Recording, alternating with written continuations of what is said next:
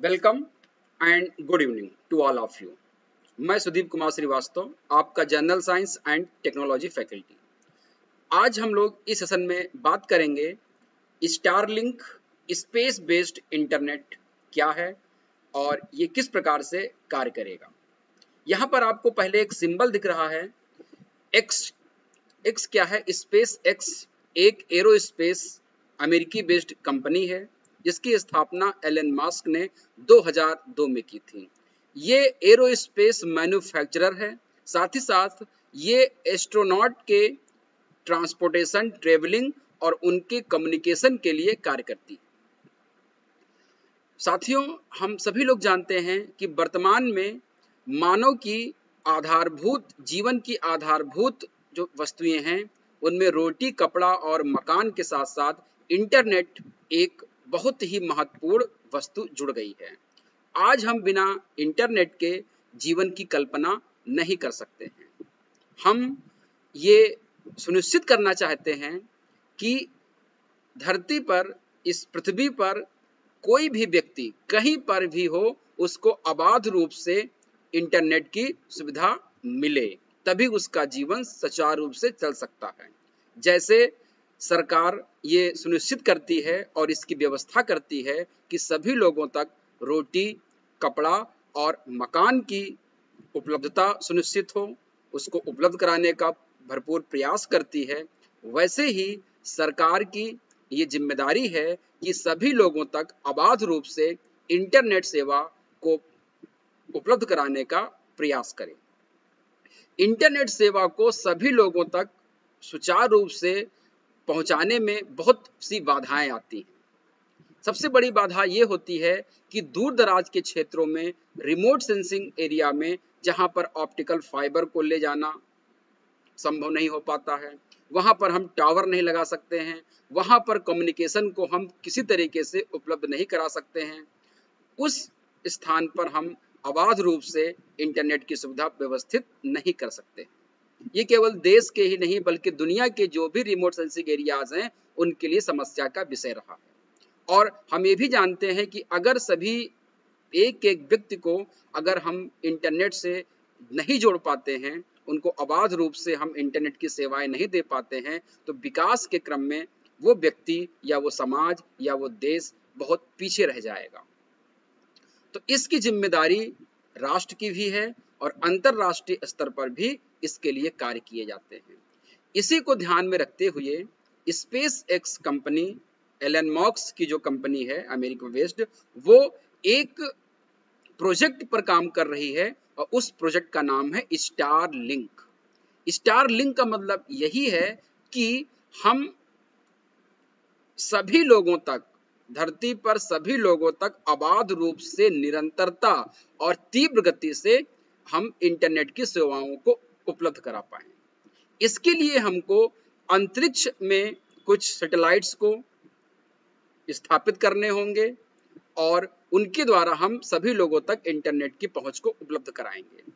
तो इसी सिलसिले में आज हम लोग इस सेशन को स्टार्ट करने वाले हैं और समझने वाले हैं। ये सेशन आपके लिए बहुत ही महत्वपूर्ण है।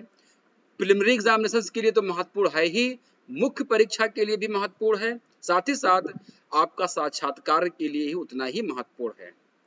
परीक्षा के अलावा भी अगर हम एक सामान्य नागरिक की तरह जीवन जीते हैं तो हमको ऐसे तकनीक के बारे में विशेष रूप से जानकारी होनी चाहिए, जिससे कि हम अपने जीवन को बेहतर बनाने के लिए इस प्रकार की तकनीक का उपयोग कर सके और उनके लाभों को हम जान सके और लोगों को भी इनके बारे में हम अवेयर कर सकें। तो मुझे आशा है कि आपको ये सेशन गंभीरता से आप लेंगे। तो आइए हम लोग शुरू करते हैं आज का session, Starlink space based internet. साथियों, अमेरिकी कंपनी स्पेस एक्स ने हाल ही में 60 छोटे उपग्रहों को, जिनका लगभग प्रत्येक का वजन 500 किलोग्राम का है, लो अर्थ ऑर्बिट में उनको भेजा है और इसका नाम रखा है स्टारलिंक नेटवर्क प्रोजेक्ट। ये प्रोजेक्ट पृथ्वी पर हर जगह नॉन स्टॉप कम लागत वाले इंटरनेट की आपूर्ति करेगा। और जब हम बात करते हैं पृथ्वी पर हर जगह नॉन स्टॉप तो इसके लिए हमको बहुत सारे उपग्रहों की आवश्यकता होगी। ऐसे उपग्रह लगभग 42,000 उपग्रह से मिल करके हम एक तारामंडल, एक हम सेलेस्टियल नेटवर्क बनाएंगे, जिसके द्वारा हम पृथ्वी के हर जगह पर इंटरनेट को अबाध रूप से पहुंचा पाएंगे।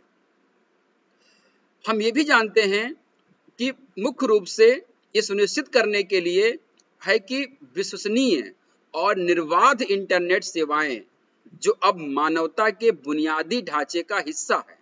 जैसे मैंने पहले आपको बताया था कि रोटी, कपड़ा और मकान के साथ साथ निर्बाध और विश्वसनीय इंटरनेट सेवा भी एक बुनियादी ढांचे का हिस्सा बन गया है। दुनिया के लोगों को विभिन्न प्रकार की जो पब्लिक सर्विसेज होती हैं प्रदान करने का एक महत्वपूर्ण साधन देती हैं। अभी आपने सुना होगा कि भारत में ही डिजिटलाइजेशन का काफी जोर शोर से प्रचार हो रहा है और उसका अनुप्रयोग भी हो रहा है। तो अगर हम विश्वसनीय और निर्बाध इंटरनेट का उपयोग नहीं करेंगे तो ऐसी सार्वजनिक सेवाओं का लाभ हम सभी लोगों तक सुनिश्चित नहीं करा पाएंगे और दुनिया में हर हिस्से में हमको सार्वभौमिक रूप से इस प्रकार के इंटरनेट सेवा को पहुंचाने का प्रयास करना है। अगर हम देखते हैं वर्तमान में तो लगभग 4.93 बिलियन पीपल हैं दुनिया में जो इंटरनेट का यूज करते हैं। यानी कि अगर हम वैश्विक पॉपुलेशन की बात करते हैं तो लगभग 63.2% लोगों तक ही अभी इंटरनेट की सेवाएं उपलब्ध हैं। लगभग 40% लोग अभी भी इंटरनेट की सेवा से अछूते हैं। ये जो 40% के पास इंटरनेट की सेवा नहीं है, इनके लिए कुछ पारंपरिक तरीके जिम्मेदार, जैसे वहां तक दूर दराज के क्षेत्रों में ऑप्टिकल केबल या वायरलेस नेटवर्क का वहां तक न पहुंच पाना। दूर दराज के इलाकों में जो रिमोट सेंसिंग एरियाज हैं वहां पर केबल और मोबाइल टावर स्थापित करना अभी तक सुनिश्चित नहीं हो पाया है, वो व्यवहार्य नहीं है।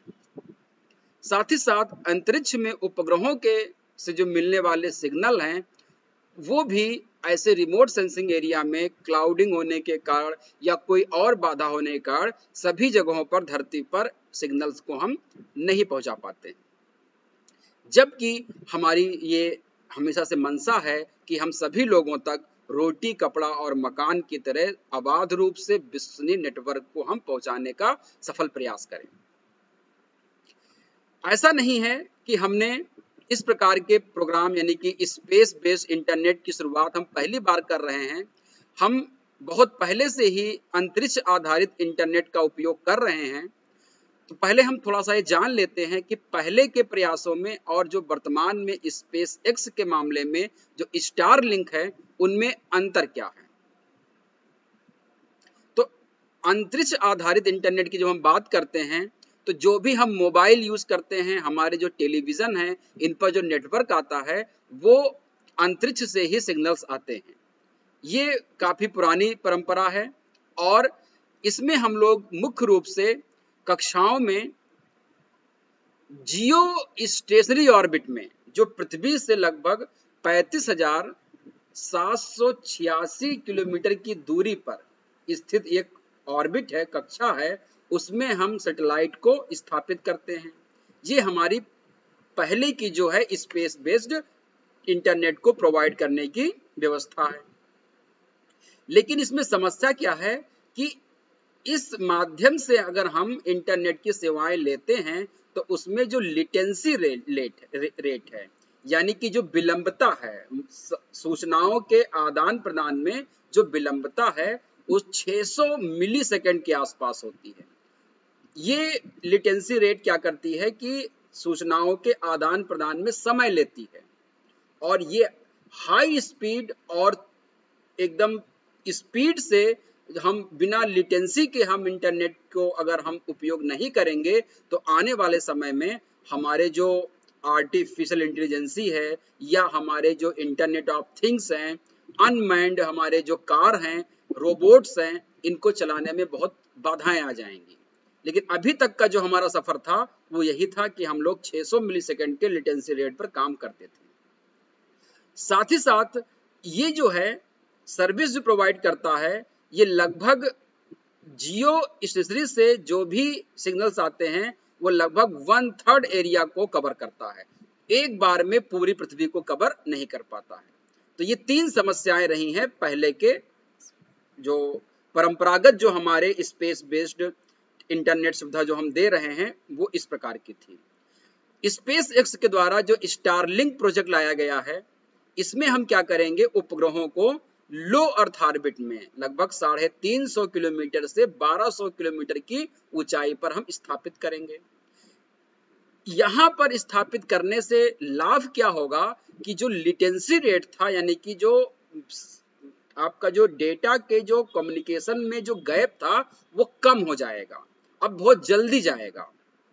तो यहां पर विलंबता कम हो जाएगी, 20 से 30 मिलीसेकंड में ही आपका लिटेंसी रेट यहां पर होगी।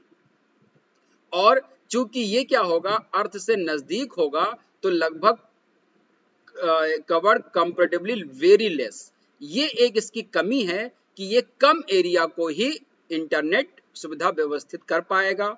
यानी कि अगर हम बात करते हैं यहाँ पर, ये हमारा अर्थ है और ये हमारा मान लीजिए जियो स्टेशनरी ऑर्बिट है, यहाँ पर कोई सैटेलाइट है तो ये क्या करेगा, लगभग 1/3 एरिया को कवर कर लेता है।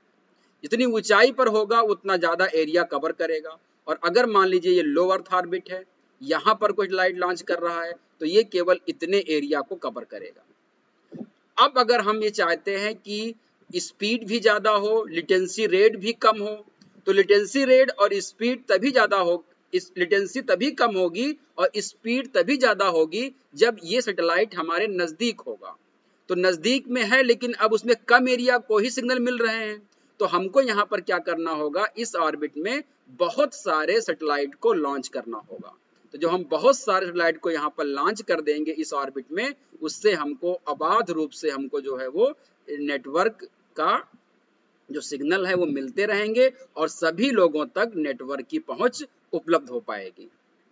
अगर हम बात करते हैं जियो स्टेशनरी में, तो जियो स्टेशनरी में पूरे पृथ्वी को इंटरनेट प्रोवाइड करने के लिए मात्र 3 सैटेलाइट की रिक्वायरमेंट होती है। लेकिन यहाँ पे समस्या क्या है, लिटेंसी रेट ज्यादा है और डेटा का जो कम्युनिकेशन है वो स्पीड कम है। अगर हम यहाँ पर बात करते हैं लो अर्थ ऑर्बिट में, तो यहाँ पर लगभग 42,000 सैटेलाइट को हमको स्थापित करना होगा, तब जाकर के हर दूर दराज के क्षेत्रों तक, कोने कोने में, कड़ में आपका जो है वो इंटरनेट की व्यवस्था हो जाएगी और आबाद रूप से होगी, स्पीड ज्यादा होगी, लिटेंसी रेट भी कम हो जाएगी। इसलिए स्टारलिंक इस सिस्टम पर, इस प्रोजेक्ट पर काम करने के लिए अपने आप को प्रेरित किया है और सफलता भी प्राप्त कर रहा। अंतरिक्ष आधारित जो भी इंटरनेट सिस्टम होते हैं, स्पेस बेस्ड जो भी इंटरनेट होते हैं, वो कई वर्षों से उपयोग में किए जा रहे हैं, मैंने बताया आपको, लेकिन कुछ ही उपयोगकर्ताओं के द्वारा किए जा रहे हैं, सभी लोगों तक इसकी पहुंच नहीं है। क्यों ऐसा है? क्योंकि अधिकांश जो मौजूदा हमारे अंतरिक्ष आधारित इस इंटरनेट सिस्टम है वो जियो स्टेशनरी ऑर्बिट में स्थित है। हम जो भी सैटेलाइट को, कम्युनिकेशन सैटेलाइट जो हम लॉन्च करते हैं, जो भी हम कम्युनिकेशन लॉन्च करते हैं वो हम जियो स्टेशनरी ऑर्बिट में लॉन्च करते हैं और यहाँ से हमको केवल 1/3 एरिया को ही हमको कवर करना होता है। दूसरी चीज, हम इस प्रकार के उपग्रहों को पृथ्वी के सतह से इक्वेटोरियल लाइन के ऊपर 35,786 लगभग 36,000 किलोमीटर की ऊंचाई पर हम अपने सैटेलाइट को लॉन्च करते हैं। इस कक्षा में जो भी उपग्रह होते हैं लगभग 11,000 किलोमीटर प्रति घंटे की गति से चलते हैं और एक चक्कर पृथ्वी के लगाने में उतना ही समय लेते हैं जितना पृथ्वी अपनी एक्सिस पर घूमती है। इससे क्या होता है कि पृथ्वी की गति और सैटेलाइट की गति में एकदम क्या होता है कि समानता होती है। ऐसा प्रतीत होता है जमीन पर कोई प्रेक्षक अगर खड़ा हुआ है जो सैटेलाइट को देख रहा है, उसको जियो स्टेशनरी ऑर्बिट में जो भी सैटेलाइट रखे हुए हैं उसको लगभग एक ही जगह पर स्थिर दिखाई देता है। एक तो फायदा इससे ये हो जाता है। दूसरा क्या है कि अगर हम निचली कक्षा में सैटेलाइट को रखेंगे तो उससे हमको मदद कैसे मिलेगी, तो यहाँ पर इस डायग्राम से आपको समझ में आ रहा होगा, इसको थोड़ा सा आप समझने का प्रयास कीजिए, इसको थोड़ा सा आप समझने का प्रयास कीजिए। ये मान लीजिए हमारी अर्थ है, ये आपका जियो स्टेशनरी ऑर्बिट है जो पृथ्वी से 25,786 किलोमीटर की ऊंचाई पर स्थित है, और इसमें जो भी सैटेलाइट लॉन्च किए जाते हैं उनका पीरियड जो होता है 24 आवर का होता है। हम बात करेंगे यहाँ पर लो जो होते हैं वो लगभग 120 से 150 से लगभग 2000 किलोमीटर के आसपास होते हैं, लेकिन स्टारलिंक जो होगा वो लगभग 120 से लेकर के और 1200 किलोमीटर की ऊंचाई पर जो है इसको रखेगा। इसका जो पीरियड होता है राउंड करने का 88 से 127 मिनट के आसपास होता है। अब यहां पर इस डायग्राम से आप एकदम क्लियर कट देख पा रहे हैं कि अगर हमारा उपग्रह यहां पर है तो ये क्या कर रहा है, इतने एरिया को ये कवर कर रहा है, यहां पर कम्युनिकेशन कर रहा है ये चीजें। लेकिन अगर ये लो अर्थ ऑर्बिट में है तो आप देख पा रहे हो कि केवल इतने एरिया को ही कवर कर रहा है। तो यही एक समस्या है निचली कक्षा में रखने से, समस्या क्या है और उसको हम कैसे दूर करेंगे।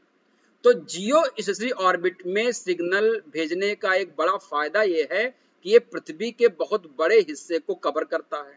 एक तो इसका फायदा ये हो गया, और जो सैटेलाइट से जो सिग्नल भेज जाते हैं, एक सैटेलाइट क्या करता है, लगभग 1/3 हिस्से को कवर करता है, और लगभग 3 से 4 सैटेलाइट पूरी पृथ्वी को कवर करने में पर्याप्त होते हैं। और चूंकि ये स्थिर प्रतीत होते हैं तो उनसे जुड़ना भी आसान होता है। ये एक फायदा है किसका, जियो का। जो भी हम जियो स्टेशनरी ऑर्बिट में रखते हैं, यानी कि जो पारंपरिक स्पेस बेस्ड इंटरनेट था उसका ये तो फायदा है, लेकिन नुकसान क्या है उसको हम दूर करने के लिए क्या कर रहे हैं, स्टारलिंक का उपयोग कर रहे हैं। जियो स्टेशनरी कक्षा में जो भी सैटेलाइट को हम लॉन्च करते हैं उनका नुकसान क्या है, नुकसान ये है कि वास्तविक समय में डाटा के प्रसारण के बारे में समस्या होती है, यानी कि डाटा जो रिले किया जाता है उसके ब्रॉडकास्टिंग में समस्या आती है, क्योंकि बहुत दूरी पर होता है। तो बहुत दूरी पर 36,000 किलोमीटर से कोई सिग्नल आ रहा है और कोई 1200 किलोमीटर सिग्नल आ रहा है, तो आप बताइए कि ज्यादा एक्यूरेसी किसमें होगी, 36,000 वाले में होगी कि 1200 वाले में होगी। जाहिर सी बात है 1200 वाले में ज्यादा होगी। तो एक समस्या तो यह है कि सिग्नल दूर से आने पर जो रियल टाइम जो है डाटा रिले करने का, उसमें समस्या आती है। डेटा चाहने वाले जो यूजर्स हैं और डेटा को भेजने वाले सर्वर हैं, उनके बीच एक समय अंतराल होता है जिसको लिटेंसी या विलंबता कहते हैं। तो इसमें क्या होती है, लिटेंसी या विलंबता ज्यादा होती है।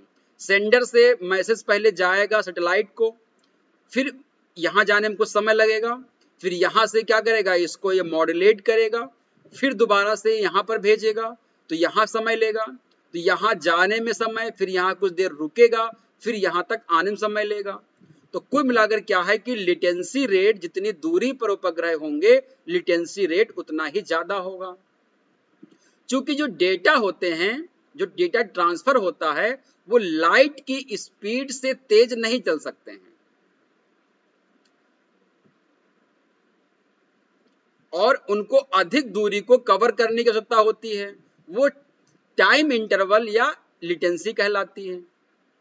तो स्पेस बेस्ड जो नेटवर्क है, डाटा अनुरोध, जो डाटा की जो डिमांड करते हैं जो यूजर्स हैं, उपग्रहों तक जाते हैं और फिर उन्हें जमीन पर डेटा केंद्रों को टारगेट करते हैं, निर्देशित करते हैं, और इसके बाद जो है वो मैसेज को पाते हैं। तो इस प्रकार से इसमें समय ज्यादा लग जाता है। यानी कि मोटा मोटा कहने का मतलब यह है कि अगर हमारा उपग्रह, अगर हम कम्युनिकेशन सैटेलाइट को जियो स्टेशनरी ऑर्बिट में रखते हैं तो वहां से जो लिटेंसी रेट है वो ज्यादा होता है।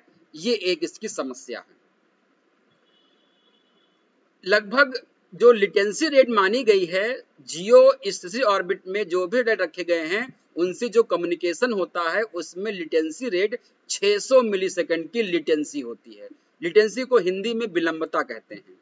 जबकि अगर हम लो अर्थ ऑर्बिट में किसी सैटेलाइट को रखते हैं जो पृथ्वी सतह से लगभग 200 से 2000 किलोमीटर की ऊंचाई पर होता है, उसमें लिटेंसी रेट 20 से 30 मिलीसेकंड तक ही होता है।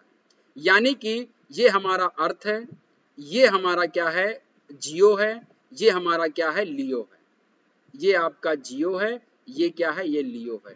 यहां से डेटा को जाने में और यहां तक आने में इसमें लगभग आपका 600 मिली सेकेंड लगता है। और लो अर्थ ऑर्बिट में डेटा को जाने में अपलिंकिंग और डाउनलिंकिंग, अपलिंकिंग और डाउनलिंकिंग में लगभग 20 से 30 मिली सेकेंड ही लगता है। और अगर हम 5G की बात करेंगे तो वहां पर लेस देन 10 मिली सेकेंड ही लगेगा, वहां पे और कम हो जाएगा। तो ये माना गया है। जो स्टारलिंक सैटेलाइट होंगे ये 12,000 स्पेस एक्स की अनुमति दे देते हैं और लगभग 30,000 और वहां पे लॉन्च किए जाएंगे। और ये सभी लगभग 42,000 सैटेलाइट जो हैं वो 350 किलोमीटर से 1200 किलोमीटर की ऊंचाई में के बैंड में तैनात किए जाएंगे। ये स्टारलिंक उपग्रह का एक प्रोजेक्ट है। लेकिन निचली कक्षाओं की अपनी समस्या है, लो अर्थ ऑर्बिट की क्या है, अपनी समस्या है। समस्या क्या है, लो अर्थ ऑर्बिट में कम ऊंचाई के कारण सिग्नल जो होंगे वो छोटे क्षेत्र को कवर करेंगे। मैंने बताया आपको कि ये पृथ्वी है, अगर यहाँ पे ऑर्बिट होगा तो ये कम एरिया को कवर करेगा, और अगर यहाँ पे है तो ये क्या करेगा, ये ज्यादा एरिया को कवर कर रहा है। तो पहली समस्या क्या है कि ये कम एरिया को कवर करेगा। सैटेलाइट के हर हिस्से तक यानी कि पृथ्वी के हर हिस्से तक संकेतों तक पहुंचने के लिए हमको कई उपग्रहों की आवश्यकता होगी। तो ये माना गया है कि लगभग अगर हमको लो अर्थ ऑर्बिट में स्टारलिंक का नेटवर्क बनाना है तो उसके लिए 42,000 सैटेलाइट की हमको आवश्यकता होगी। एक समस्या और है कि इन कक्षाओं में जो सैटेलाइट लॉन्च करते हैं वो अपने ग्रेविटेशनल इफेक्ट के को बैलेंस करने के लिए जियो स्त्री कक्षा में जो है उपग्रह गति से लगभग 27,000 किलोमीटर प्रति घंटे की गति के दुगने से अधिक गति से चलते हैं। यानी कि अगर सैटेलाइट जियो में है तो लगभग ये चलता है 11,000 किलोमीटर पर आवर की रफ्तार से, और अगर लियो में होता है तो इसकी स्पीड बहुत बढ़ जाती है। जितनी नजदीक होगा उतनी स्पीड बढ़ जाएगी और ये लगभग 27,000 किलोमीटर प्रति घंटे की गति से दुगने की गति से क्या हो जाता है, यहाँ पर स्पीड से ये चलते हैं। उससे क्या होगा कि और प्रकार की समस्याएं उत्पन्न हो सकती हैं। माना जा रहा है कि लगभग 2029 तक 57,000 सैटेलाइट जो है वो प्लान किए गए हैं इस प्रकार के ऑर्बिट में स्थापित करने के लिए। और दूसरी बात क्या है कि जो आपके लियो अर्थ ऑर्बिट में लॉन्च किए जाते हैं वो लगभग 1 घंटे में लगभग 88 से 127 मिनट में क्या करते हैं, वो एक बार पृथ्वी का चक्कर लगा लेते हैं। तो जब 1 घंटे में पृथ्वी का चक्कर लगा लेंगे तो एक व्यक्ति को वो सैटेलाइट एक जगह पर कभी दिखेगा नहीं, यानी कि लोकल प्लेस से वो कभी नहीं दिखता है। और नेटवर्क में कई और सैटेलाइट की आवश्यकता होती है इस चीज को समझने के लिए, जिससे कि क्या हो कि डेटा के रिले में कोई भी रुकावट ना आए। तो दो समस्याएं इसके साथ है कि अगर ये सैटेलाइट हम लो में रखेंगे तो इसके फायदे क्या हैं कि लिटेंसी रेट कम होगी, डेटा स्पीड ज्यादा होगी। लेकिन नुकसान क्या है कि एक तो हमको कम एरिया में इसको हम सैटेलाइट को सिग्नल भेजेगा, दूसरा क्या होगा कि डेटा प्रसारण में क्या होगा, रुकावट आ जाएगी, क्योंकि इसकी स्पीड क्या होती है, बहुत ज्यादा होती है। और 1 घंटे में सैटेलाइट को क्या कर लेता है, ये अपने अर्थ को रोटेट कर लेता है। इन चीजों से बचने के लिए हमको क्या करना है, स्टारलिंक नेटवर्क जो है 42,000 सैटेलाइट को लॉन्च करेगा, ह्यूज इंक्रीज करेगा, तब जाकर के हर पॉइंट पर, धरती के हर पॉइंट पर आपको जो है वो नेटवर्क बेहतरीन मिलेगा। ये आप डायग्राम में देख पा रहे हैं, इस तरह से लगभग 42,000 नेटवर्क को लॉन्च किया जाएगा और वो लगातार जो है वो हर एरिया में वो है वो रोटेट करते रहेंगे। अब बात आती है कि स्टारलिंक नेटवर्क का जो स्पेस बेस्ड नेटवर्क है उसके बेनिफिट क्या हैं। तो पहला है बेटर एक्सेसिबिलिटी। अगर हम लो अर्थ ऑर्बिट में सैटेलाइट को लॉन्च करते हैं, इस आपका जो स्टारलिंक प्रोजेक्ट है उसमें क्या होगा कि इंटरनेट की जो ट्रेडिशनल जो हमारे सिस्टम है जैसे फाइबर ऑप्टिकल केबल या वायरलेस नेटवर्क, ये क्या करते हैं, रिमोट एरिया में या डिफिकल्टी जो टेरेन्स हैं जहाँ पर पहुँचना मुश्किल है, वहाँ पर हम सैटेलाइट के द्वारा या हम नेटवर्क को अबाध रूप से नहीं पहुँचा पाते हैं। लेकिन इस तकनीक के द्वारा हम क्या करेंगे, बेटर एक्सेसिबिलिटी कर पाएंगे, अबाध रूप से हर जगह पर हम सिग्नल को पहुँचा पाएंगे। दूसरा है मोर affordability, because of economies of scale and near zero investment on costly ground physical infrastructure। चूंकि एक बार अगर हमने पैसे खर्च करके सैटेलाइट को ऑर्बिट में लॉन्च कर दिया, उसके बाद हमको ग्राउंड पर कोई भी इंफ्रास्ट्रक्चर, फिजिकल इंफ्रास्ट्रक्चर डेवलप नहीं करना है, यानी कि कोई भी हमको इन्वेस्टमेंट ग्राउंड पे नहीं करना है। तो ये मोर अफोर्डेबिलिटी इसकी है, इसको हम सभी लोग अफोर्ड कर पाएंगे क्योंकि ये सस्ता होगा। सस्ता इसलिए होगा क्योंकि सैटेलाइट को लॉन्च करने के बाद जमीन पर किसी भी प्रकार के फिजिकल इंफ्रास्ट्रक्चर की आवश्यकता नहीं होगी। तीसरा है अवेलेबिलिटी, उपलब्धता, क्योंकि सैटेलाइट है, लगातार चलता रहेगा और किसी भी प्रकार के बाधा से ये मुक्त रहेगा, तो 24/7 अवेलेबिलिटी होगी इंटरनेट की बिना किसी इंटरप्शन के। तो चाहे इंसान को रोटी न मिले, कपड़ा न मिले या मकान न मिले, उसके लिए वो जद्दोजहद कर सकता है, संघर्ष कर सकता है, लेकिन आने वाले समय में इंटरनेट आबाद रूप से मिलेगा, इसकी गारंटी सुनिश्चित हो रही है। इंटरनेट ऑफ थिंग्स टेक्नोलॉजी जो है ये रिवोल्यूशनाइज की जा सकती है, यानी कि संभावना है। अगर हम इस प्रकार के लो अर्थ ऑर्बिट में स्टारलिंक प्रोजेक्ट को अगर हम इसको इम्प्लीमेंट कर लेते हैं जैसा कि कर रहे हैं, तो इंटरनेट ऑफ थिंग्स जैसी जो टेक्नोलॉजी आने वाली है, इसकी संभावना है वो क्रांति इसमें आ सकती है, या क्रांति आने की इसमें पूरी संभावना है। साथ ही साथ एस्ट्रोनॉमस कार ड्राइविंग, ऑटोनॉमस जो कार ड्राइविंग होती है वो क्या होगी, वो अबाध रूप से, निर्बाध रूप से चल पाएगी इस प्रकार के तकनीक को लाने से। तो ये बेनिफिट्स हैं। कंसर्न क्या रखने हैं हमको, तो कंसर्न ये है कि जब हम लो अर्थ ऑर्बिट में बहुत अधिक मात्रा में ऐसे सैटेलाइट को लॉन्च कर देंगे, वहां पर क्या होगा, आपको पता है कि स्पेस डेब्रिस आने वाले भविष्य में अंतरिक्ष तकनीक के लिए बहुत बड़ा खतरा बन के चुके हैं। और अगर हम इतने ज्यादा 42,000 सैटेलाइट्स को एक साथ वहां पर काम करेंगे, तो उनमें कोलिजन की, कैस्केडिंग की, कोलाइडिंग कैस्केडिंग की टेंडेंसी बढ़ जाएगी, कैसलर सिंड्रोम की पॉसिबिलिटी बढ़ जाएगी, यानी कि लो अर्थ ऑर्बिट में स्पेस डेब्रिस की मात्रा बहुत ज्यादा बढ़ने की संभावना है। इसको हमको ध्यान में रखना है, इसकी व्यवस्था हमको पहले से करके चलनी है कि इस प्रकार के अगर कोई व्यवधान आते हैं तो उससे हमको निपटान के लिए पहले से ही व्यवस्था करनी होगी। Increase light pollution, light pollution यानी कि प्रकाश प्रदूषण की बढ़ने की संभावना है, क्योंकि जो मैन मेड लाइट होते हैं वहां से क्या होते हैं, लाइट वहां से रिफ्लेक्टेड होती है और क्या करती है, इंटरफेयर करती है दूसरे हेवनली बॉडीज से, और उससे क्या हो जाता है कि उस प्रकार से एक विभिन्न प्रकार की जो लाइट रिलीज होती है और उससे एक प्रकार का लाइट पोल्यूशन क्रिएट होता है, इंटरफेस कर जाता है, यानी कि लाइट जो दूसरी जो हेवनली बॉडीज हैं, जो खगोलीय पिंड हैं, उनसे जो लाइट निकल के आ रही है, गलती से जो मैन मेड लाइट्स हैं उनसे जो लाइट निकल के आ रही है, रिफ्लेक्ट हो रही है, उनके बीच में इंटरफेरेंस हो जाता है, और इन दोनों लाइट के इंटरफेरेंस से लाइट पोल्यूशन बढ़ जाता है। दूसरी चीज हमको ध्यान रखनी है इसमें, जो स्पेस ऑब्जेक्ट हैं, अंतरिक्ष में जो ऑब्जेक्ट हैं, उनको डिटेक्ट करने के लिए, उनकी सिग्नलिंग के लिए हमको जो एक लाइन ऑफ साइट चाहिए, उसमें बाधा आ सकती है।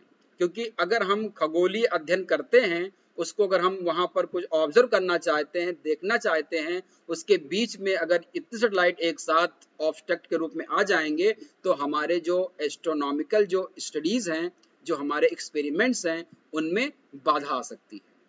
तो ये कुछ ऐसे कंसर्न हैं जिन पे हमको ध्यान में रख करके इस तकनीक को उन्नत बनाना है और हमारा जो अंतिम उद्देश्य यही है कि सभी लोगों तक अबाध रूप से, हाई स्पीड से, बिना विलंबता के, यानी कि अल्ट्रा लो लिटेंसी के साथ इंटरनेट की सुविधा उपलब्ध हो सके, जिससे कि सभी लोगों में, चाहे वो चिकित्सा का क्षेत्र हो, चाहे शिक्षा का क्षेत्र हो, चाहे कृषि का क्षेत्र हो, चाहे मैन्युफैक्चरिंग का क्षेत्र हो, या आपका बैंकिंग सेक्टर हो, इंफ्रास्ट्रक्चर हो, हर क्षेत्र में अबाध रूप से हम हाई कम्युनिकेशन टेक्नोलॉजी, उन्नत संचार सेवाओं का उपयोग करके हम बेहतर बनाएंगे। ये था आज का हमारा सेशन। कैसा लगा आप बताइएगा। अगर आपको अच्छा लगा हो तो आप इस वीडियो को लाइक कीजिएगा, शेयर कीजिएगा, और अगर अभी आप लोगों ने इस चैनल को सब्सक्राइब नहीं किया है तो जल्दी सब्सक्राइब कर लें। हम मिलेंगे फिर आपको एक नए वीडियो के साथ, एक बहुत ही बेहतरीन इंफॉर्मेशन के साथ। तब तक की नमस्कार, थैंक यू।